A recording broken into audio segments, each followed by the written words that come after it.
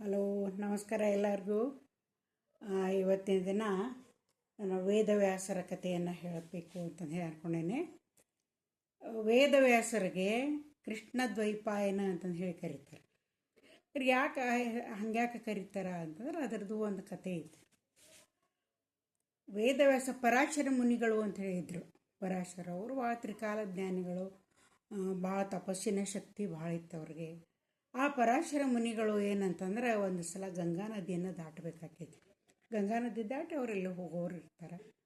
ಆ ಗಂಗಾ ನದಿ ದಾಟ್ಬೇಕಾದ್ರೆ ಗಂಗಾ ನದಿಗೆ ಬರ್ತಾರೆ, ದಡಕ್ಕೆ ಬರ್ತಾರೆ. ಅಲ್ಲೇ ಒಂದು ದೋಣಿ ಇರ್ತೈತಿ. ಅಲ್ಲಿ ಆ ದೋಣಿಯನ್ನು ನಡೆಸುವಂತಕ್ಕೆ ಒಬ್ಬಕ್ಕೆ ಹೆಣ್ಮಗಳು. ಅಕ್ಕಿ ಹೆಸರು ಸತ್ಯವತಿ ಅಥವಾ ಗಂಧವತಿ ಅಂತ ಏನು ಕರೀತಾರೆ, ಮತ್ಸ್ಯಗಂಧಿ ಅಂತ ಏನು ಕರೀತಾರೆ. ಅಕ್ಕಿ ಭಾಳ ಸುಂದರವಾಗಿರ್ತಾಳ, ಭಾಳ ಚಂದ ಇರ್ತಾಳೆ ಅಕ್ಕಿಗೆ ಯೋಜನಗಂಧಿ ಅಂತ ಏನು ಕರೀತಾರೆ. ಯಾಕಂದ್ರೆ ಅವಳ ಸೌಂದರ್ಯದ ಖ್ಯಾತಿ ಯೋಜನ ದೂರ ದಾಟ ಹೋಗಿತ್ತು ಅಂತ ಹೇಳಿ ಅದಕ್ಕೆ ಯೋಜನಗಂಧಿ ಅಂತ ಹೇಳಿ ಕರಿತಿರ್ತಾರೆ. 4 ಹೆಸರು ಅಕ್ಕಿಗೆ. ಅಕ್ಕಿ ಆ ದೋಣಿಯನ್ನು ನಡೆಸ್ತಿರ್ತಾಳೆ.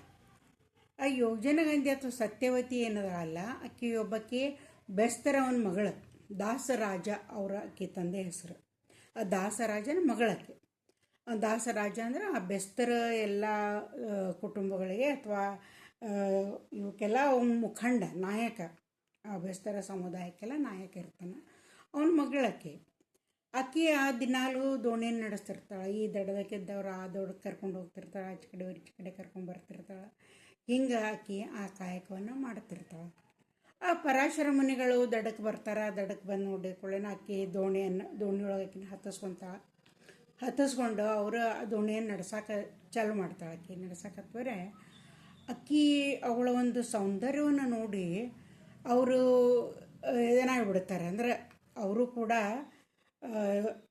ಅವಳಲ್ಲಿ ಆಸಕ್ತಿ ಉಂಟಾಕೈತಿ ಅವ್ರಿಗೆ. ಇಷ್ಟು ಸುಂದರವಾದಂಥ ಕೆಳ ಸುಶೀಲೆ ಅನ್ನಿಸ್ತಾಳಕ್ಕಿ. ಅದಕ್ಕೆ ಅವ್ರು ಏನು ಮಾಡ್ತಾರೆ ಅಂತಂದ್ರೆ ಅವರು ಒಂದು ದ್ವೀಪಕ್ಕೆ ಹೋಗ್ತಾರೆ. ಆ ದೋಣಿಯನ್ನು ನಡೆಸ್ಕೊಂಡು ದ್ವೀಪಕ್ಕೆ ಹೋಗ್ತಾರೆ. ಅಲ್ಲಿ ಅಕ್ಕಿಗೊಂದು ಜೋಡಿ ಸಂಬಂಧವನ್ನು ಹೊಂದಕ್ಕೆ ಒಂದು ಮಗುವನ್ನು ಕೊಡಬೇಕು ಅಂತಂದು ಹೇಳಿ ಅವ್ರೊಳಗೆ ಆಸೆ ಆಗ್ತೈತಿ. ಅವರು ಅನುರಕ್ತರಾಗ್ತಾರೆ ಅಕ್ಕಿಯೊಳಗೆ. ಅವಾಗ ಅಕ್ಕಿನವ್ರು ಕೇಳ್ತಾರೆ, ನಾನು ನಿನ್ನನ್ನು ಏನಂತ ನಿನಗೊಂದು ಮದುವೆ ಕೊಡಬೇಕು ಅಂತ ನನ್ನ ಇಚ್ಛೆ ಐತಿ, ನಿನ್ನ ಒಪ್ಪಿಗೆ ಐತೇನು ಅಂತ ಕೇಳ್ತಾರೆ. ಅಕ್ಕಿ ಆಯಿತು ಅಂತಾಳೆ. ಒಬ್ರು ದೊಡ್ಡ ಮುನಿಗಳು ಅವರು. ಆಮೇಲೆ ಅವ್ರಲಿಂದ ಒಂದು ಮಗು ಆತಂದ್ರೆ ಆಯ್ತು, ಚಲೋ ಆಯ್ತು, ಜ್ಞಾನಿಯಾಗಿ ಹುಟ್ಟಿತೈತಿ ಅದು ಇವ್ರ ಮಗು ಅಂತಂದ್ರೆ ಅಂತೇಳಿ ಒಪ್ಪಿಗೆ ಕೊಡ್ತಾಳೆ. ಒಂದು ದ್ವೀಪಕ್ಕೆ ಹೋಗಿರ್ತಾರೆ. ಅಲ್ಲೇ ಏನು ಮಾಡ್ತಾರೆ, ದ್ವೀಪದೊಳಗೆ ಅವರು ಮತ್ತೊಂದು ಮಂಜಿನ ದ್ವೀಪವನ್ನು ತಮ್ಮ ತಪಸ್ಸಿನ ಶಕ್ತಿಯಿಂದ ಮತ್ತೊಂದು ಮಂಜಿನ ದ್ವೀಪವನ್ನು ಅಂದರೆ ಮಂಜಿನ ಪರದೆಯನ್ನು ಸೃಷ್ಟಿ ಮಾಡ್ತಾರೆ. ಅವರು ದ್ವೀಪದೊಳಗೆ ಒಂದು ದ್ವೀಪವನ್ನು ಸೃಷ್ಟಿ ಮಾಡ್ತಾರೆ. ಮಂಜಿನ ಪರದೆ ಸುತ್ತಲೂ ದಟ್ಟವಾದಂಥ ಮಂಜಿನ ಪರದೆಯನ್ನು ಅವ್ರು ಏನು ಮಾಡ್ತಾರೆ ಅಂದರೆ ಸೃಷ್ಟಿ ಮಾಡ್ತಾರೆ. ಆಮೇಲೆ ಅಕ್ಕಿ ಜೋಡಿ ಸಂಬಂಧವನ್ನು ಹೊಂದುತ್ತಾರೆ.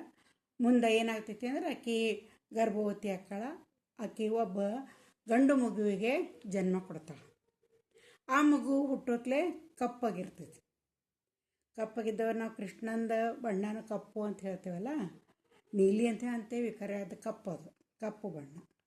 ಆ ಮಗುನ ಕಪ್ಪಿರ್ತೈತಿ.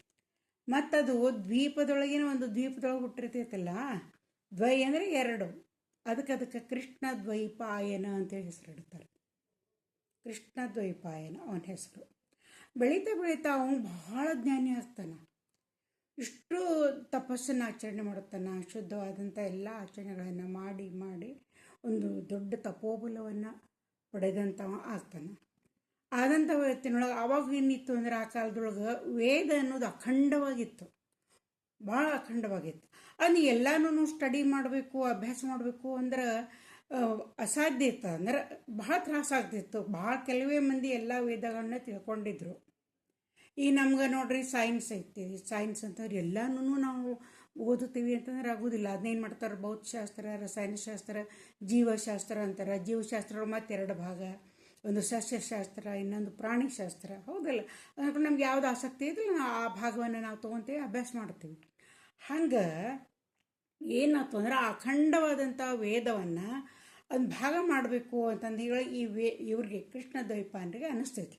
ಈ ವೇದವನ್ನು ಇವನು ಭಾಗ ಮಾಡಬೇಕು. ಭಾಗ ಮಾಡಿದರೆ ಯಾರ್ಯಾರು ಯಾವ ಇದ್ರೊಳಗೆ ಆಸಕ್ತಿ ಐತೆ ಅವ್ರು ಅದನ್ನ ಅಭ್ಯಾಸ ಮಾಡ್ತಾರೆ, ಆಳವಾಗಿ ಅಭ್ಯಾಸ ಮಾಡ್ತಾರೆ, ಅದರೊಳಗೆ ಪರಿಣಿತಿಯನ್ನು ಪಡಿತಾರೆ ಅಂತಂದು ಹೇಳಿ ಅವ್ರಿಗೆ ಒಂದು ಆಲೋಚನೆ ಬಂದು ಅವ್ರು ಏನು ಮಾಡ್ತಾರೆ ಅಂದ್ರೆ ಆ ವೇದವನ್ನು ವಿಂಗಡಣೆ ಮಾಡ್ತಾರೆ, 4 ಭಾಗಗಳನ್ನಾಗಿ ಮಾಡ್ತಾರೆ.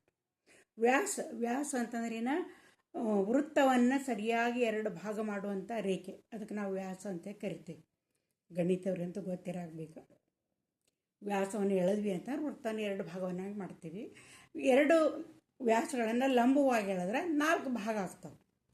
ಹಂಗೆ ಇವ್ರು ಏನು ಮಾಡಿದರು ಅಂತಂದ್ರೆ ಆ ವೇದವನ್ನು ಸಾಮವೇದ, ಋಗ್ವೇದ, ಯಜುರ್ವೇದ ಮತ್ತು ಅಥರ್ವಣ ವೇದ ಅಂಥೇಳಿ 4 ಭಾಗಗಳನ್ನಾಗಿ ಅವರು ವಿಂಗಡಣೆಯನ್ನು ಮಾಡ್ತಾರೆ. ಹೀಗಾಗಿ ಅವ್ರಿಗೆ ವೇದವ್ಯಾಸ ಅಂತಂದು ಹೇಳಿ ಹೆಸರು ಬಂತು.